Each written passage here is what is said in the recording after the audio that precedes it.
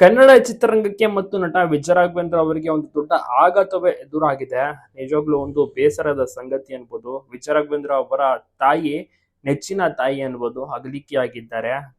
ಕರ್ನಾಟಕ ಚಲನಚಿತ್ರ ವಾಣಿಜ್ಯ ಮಂಡಳಿಯ ಮಾಜಿ ಅಧ್ಯಕ್ಷ ಹಾಗೂ ಹಿರಿಯ ನಿರ್ಮಾಪಕ ಎಸ್.ಎ. ಚೆನ್ನೇಗೌಡ ಅವರ ಪತ್ನಿ ಆಗಿರ್ತಾರೆ ಜಯಮ್ಮ ಅಂತವರಿಗೆ ಈಗ ಅಂದ್ರೆ ಇವತ್ತು ಬೆಳಗ್ಗೆ ಜೂನ್ 16ನೇ ತಾರೀಕು ಅಗಲಿಕೆಯಾಗಿರುವಂತದ್ದು ಬಹಳನೇ ಬೇಸರ ವಿಚಾರ. ಕೊನೆಯ ಉಸಿರೆಳೆದಿದ್ದಾರೆ.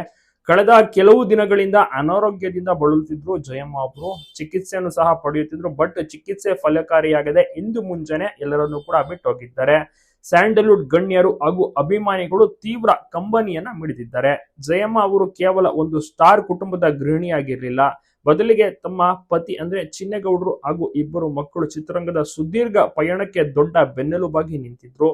ಪತ್ನಿ ಚಿನ್ನೇಗೌಡರು ಸ್ಯಾಂಡಲ್ವುಡ್ ನ ಯಶಸ್ವಿ ನಿರ್ಮಾಪಕರಾಗಿ ಗುರುತಿಸಿಕೊಂಡಿದ್ರು.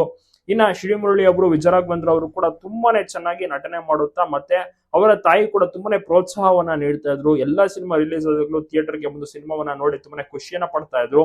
ವಿಜಯ ರಾಘವೇಂದ್ರ ಅವರಿಗೆ ತಾಯಿ ಅಂದ್ರೆ ತುಂಬಾನೇ ಇಷ್ಟ. ಸಣ್ಣ ವಯಸ್ಸಿನಿಂದಲೂ ಕೂಡ ಅಷ್ಟೇ ವಿಜಯ ರಾಘವೇಂದ್ರ ಅವರು ಚಿನ್ನಾರಿ ಮುತ್ತ ಸಿನಿಮಾ ನಟನೆ ಮಾಡುವಂತ ಟೈಮ್ಲು ತುಂಬಾನೇ ಪ್ರೋತ್ಸಾಹವನ್ನ ಕೊಟ್ರು.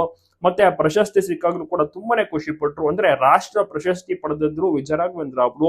ಆಗ ಅವರ ತಾಯಿ ಜಯಮ್ಮ ಅವರು ಅದೆಷ್ಟು ಖುಷಿ ಪಟ್ಟಿದ್ರು ನಿಜವಾಗ್ಲೂ ಕೂಡ ಅದನ್ನೆಲ್ಲ ಈಗಲೂ ಕೂಡ ನೆನೆಸ್ಕೊಂಡು ಕಣ್ಣೀರಾಗ್ತಾ ಇದ್ದಾರೆ. ನಂತರ ಹಲವು ಸೂಪರ್ ಹಿಟ್ ಚಿತ್ರಗಳನ್ನ ನೀಡಕ್ಕೆ ಶುರು ಮಾಡ್ತಾರೆ ವಿಜಯ ರಾಘವೇಂದ್ರ. ರಿಯಾಲಿಟಿ ಶೋ ಜಡ್ಜ್ ಆಗ್ತಾರೆ. ಸೊ ಪ್ರತಿ ದಿವಸ ಏನು ಜಡ್ಜ್ ಆಗಿ ವಿಜಯ ರಾಘವೇಂದ್ರ ಅವರು ಶೋ ಮಾಡುವಂತಾಗ್ಲಿಲ್ಲ, ಟಿವಿ ಮುಂದೆ ಕೂತು ಶೋಗಳನ್ನೆಲ್ಲ ನೋಡ್ತಾ ಇದ್ರಂತೆ. ತಾಯಿ ಅಷ್ಟೊಂದು ಇಷ್ಟಪಟ್ಟು ಸಿನಿಮಾವನ್ನ ಆರಾಧಿಸ್ತಾ ಇದ್ರು. ಸೊ ವಿಜಯ ರಾಘವೇಂದ್ರ ಅವರಿಗೆ ನಿಜವಾಗ್ಲೂ ಕೂಡ ಬಹಳಷ್ಟು ಬೇಸರ ಇದೆ, ತುಂಬಾನೇ ಮಿಸ್ ಮಾಡ್ಕೊಳ್ತಾ ಇದ್ದಾರೆ. ಎಲ್ಲಾ ಒಂದು ಸಿನಿಮಾವನ್ನ ವಿಜಯ ರಾಘವೇಂದ್ರ ಅವರ ಸಿನಿಮಾ, ಶ್ರೀಮುರಳಿ ಅವರ ಸಿನಿಮಾವನ್ನ ವೀಕ್ಷಣೆ ಮಾಡಿದ್ರು ಜಯಮ್ಮ ಅವರು. ನಿಜವಾಗ್ಲೂ ಎಲ್ಲರೂ ಮಿಸ್ ಮಾಡ್ಕೊಳ್ತಾ ಇದ್ದಾರೆ ಇವರನ್ನ.